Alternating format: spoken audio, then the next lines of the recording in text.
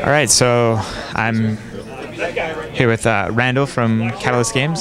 Catalyst Game Labs. Game Labs, I'm sorry. That's Catalyst okay. Game Labs. Yep. And he's just going to tell us about some of your new stuff here at PAX. Yeah, this is actually our first year that we've been at PAX full time. We came last year, and it was just my son and I running some Leviathans, trying to get a feel for whether we wanted to be here or not. And we saw, particularly down here on the second floor in the evenings, that it was really packed with people playing board games, which was fantastic for us. This is an electronic show, and so we didn't quite realize the sheer volume of people that would be still loving playing the board games, card games, and all of that. So we decided, hey, let's give it a try. So we're here. So a lot of the stuff that we have that's brand new, we have the Shadowrun gear cards and weapon cards. Now these aren't available in stores yet. This was literally a pure experiment that we did, very similar to other games that have done your Magic decks or so forth. Basically, if you got your gun bunny and she's got 9 different guns and, trying to keep track of them all. So we did an experiment of at Gen Con. We blew totally out of them. We got some more here at PAX. And then I think they've absolutely done well enough that we'll be looking to try to have them for next year actually into retail. Great. So really excited about how that came out. Of course, we always have new Shadowrun dice. Balance of Power. We talked about this at Origins, but it's actually out now. It's actually in stores, so you can pick that up. Shadowrun at Gen Con, we had a whole pile of new materials. So some of the most exciting stuff is Shadowrun 2050.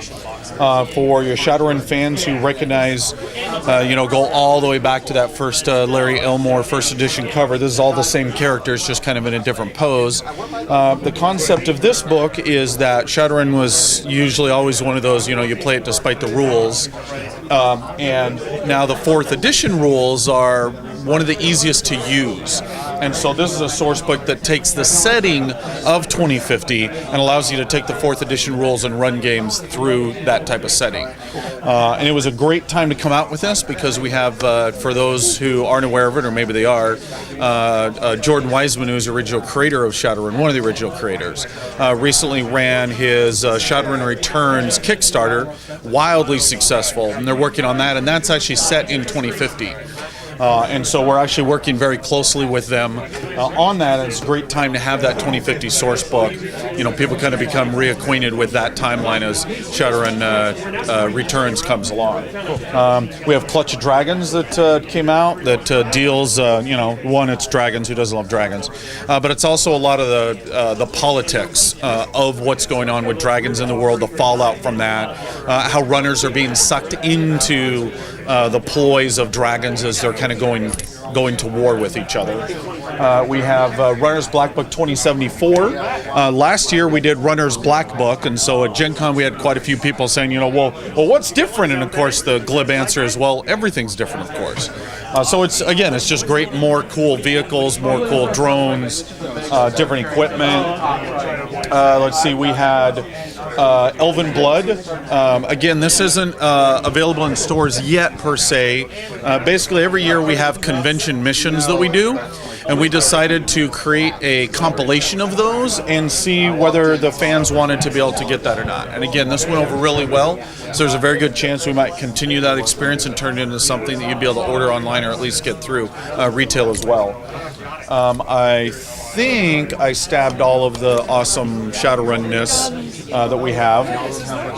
We also had the Shadowrun North America maps, sprawl sites. So the toolkit, for those fans who have had the toolkit, there we go, thank you, I'll do that. The toolkit had a couple of different maps in it, and the toolkit's been wildly successful. Everyone's just absolutely loving it. And we decided to take some of those elements that we've been getting the most praise about and try to expand on that in various ways. And so these are a couple of different maps that, again, have the coating on it, so you can do a dry erase on it, and then have one side that is completely unmarked and then a side that is marked for the GM. So we're just kind of expanding on that as well. We also came out with our first expansion for Cosmic Patrol. So Cosmic Patrol we like to call our Little Red Book. and it was actually up for any award. Didn't win, but it was fantastic to be up for any award for best game. And then we have Into the Cosmos, which just more expands on the universe, provides more missions and more dossiers. And our fans, one of the biggest fan comments that they wanted to see what the ships were looking like. And the original core book didn't have that. And so we actually have 10 different ships with nice little deck plans here that really kind of expand that element of the universe. So that's already out and available. Obviously, we have Leviathans. Again, that's one of those like Balance of Power that we talked about at Origins. But it's actually out now. It's out in stores. Unfortunately, it's going lightning fast. And it's been doing fantastic for us, getting tons of rave reviews. And, we have a full line that we have planned for this. But right now our focus is going to be, we know we're going to be selling out of this very quickly.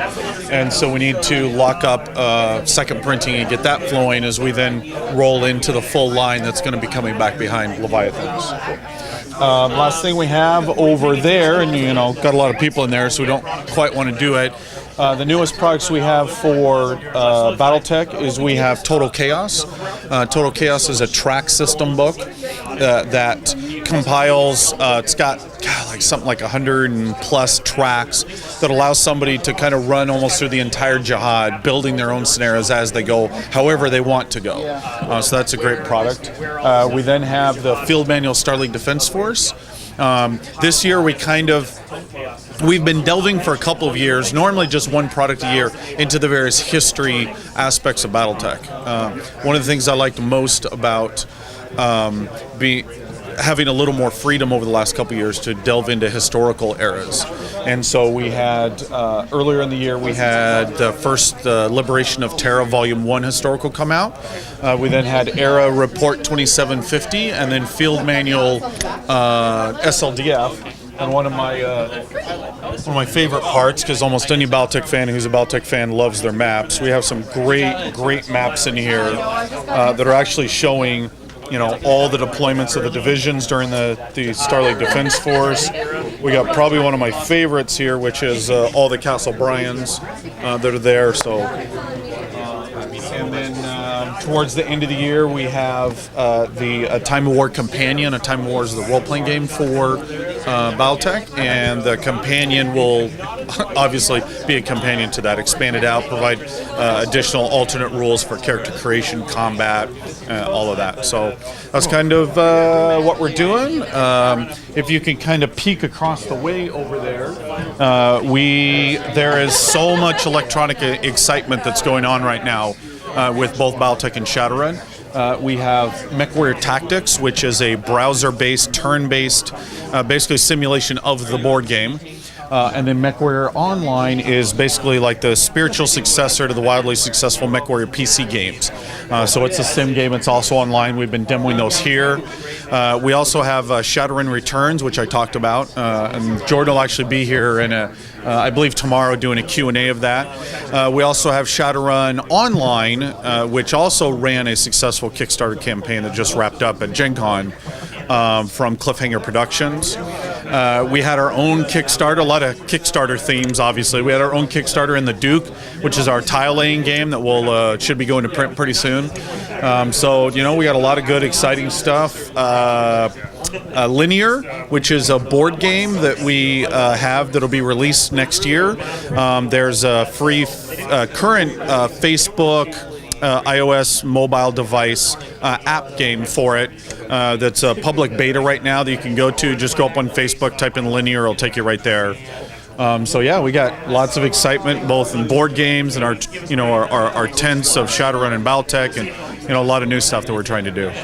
Great, thank you. And I like all the digital stuff that you guys are doing. It seems like you're really focused on that as well. Well, it's most of these are other companies. I want to be very clear. It's not it's not us. Right, partners. MechWarrior, yeah, that's okay. MechWarrior Tactics is Roadhouse Entertainment, and MechWarrior Online is Piranha Games, and then their marketing arm of them is IGP.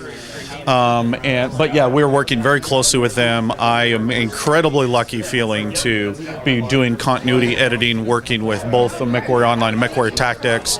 And as you can see in the past, a lot of the previous computer games haven't really wanted to work that closely with the board game. And the passion that these guys have for these properties, the desire that they have to pay respect to the heritage of it, means that they're absolutely willing to come here like this with us.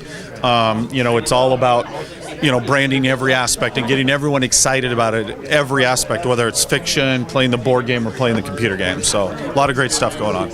Awesome. Thank you very much. You're quite welcome. Thank you.